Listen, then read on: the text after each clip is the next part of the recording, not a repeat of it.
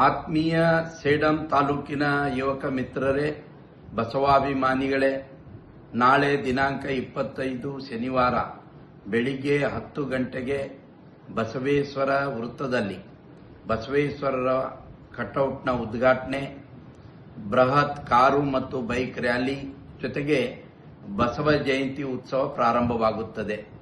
ಹಾಗೆ ಸಾಯಂಕಾಲ 5 ಗಂಟೆಗೆ ಮಾತೃಛಾಯಾ ಕಾಲೇಜು ಮೈದಾನದಲ್ಲಿ ಇಷ್ಟಲಿಂಗ ಪೂಜೆ ಕಾರ್ಯಕ್ರಮ ನಡೆಯಲಿದ್ದು ಸಹಸ್ರಾರು ಜನ ಈ ಪೂಜೆಯಲ್ಲಿ ಪಾಲ್ಗೊಳ್ಳುತ್ತಿದ್ದಾರೆ.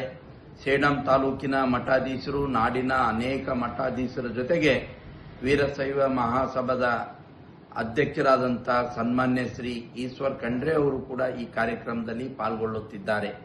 ಹಾಗಾಗಿ ನಾಳೆ ನಡೆಯುವ ಈ 2 ಬಸವ ಜಯಂತಿ ಉತ್ಸವದ ಕಾರ್ಯಕ್ರಮದಲ್ಲಿ ತಾವೆಲ್ಲರೂ ಉತ್ಸಾಹದಲ್ಲಿ ಹೆಚ್ಚಿನ ಸಂಖ್ಯೆಯಲ್ಲಿ ಪಾಲ್ಗೊಂಡು ಕಾರು ಮತ್ತು ಬೈಕ್ ರ್ಯಾಲಿಯಲ್ಲೂ ಪಾಲ್ಗೊಳ್ಳಬೇಕು ಮತ್ತು ಸಾಯಂಕಾಲ ಇಷ್ಟಲಿಂಗ ಪೂಜೆಯಲ್ಲೂ ಪಾಲ್ಗೊಳ್ಳಬೇಕೆಂದು ತಮ್ಮಲ್ಲಿ ಕಳಕಳಿಯಿಂದ ನಾನು ವಿನಂತಿಸುತ್ತೇನೆ. ಇಂತಿ ನಿಮ್ಮ ರಾಜಕುಮಾರ್ ಪಾಟೀಲ್.